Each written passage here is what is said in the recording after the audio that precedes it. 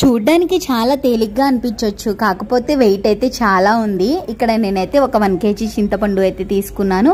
ఇది మొత్తం కలిపితే 1 kg అనుకున్నారేమో, ఇదంతా కలిపితే ఒక 3-4 kgs ఉంటుంది నాకు తెలిసి. నేను డీమార్ట్కి వచ్చిన ప్రతిసారి గ్రోసరీస్ అన్నీ కూడా తీసుకున్నాక మా వాడికి అయితే కార్ తప్పకుండా ఇంటికి తీసుకువెళ్ళాలి.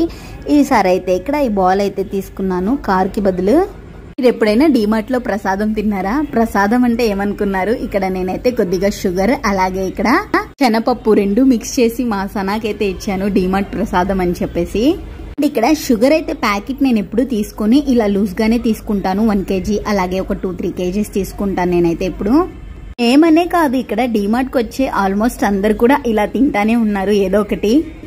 నేను ఒకవైపు గ్రోసరీస్ అన్ని తీసుకుంటా ఉంటే ఇంకోవైపు మా సన అయితే అన్ని టేస్ట్ చూసే పనిలో అయితే ఉంది. నోట్లో బెల్లం వేసుకొని చూపిస్తుంది. నమ్మలడానికి కూడా అవ్వట్లేదు, అంత పెద్దగా అయితే వేసుకుంది. మీరు ఎప్పుడైనా ఇలా చేశారా డీమార్ట్లో?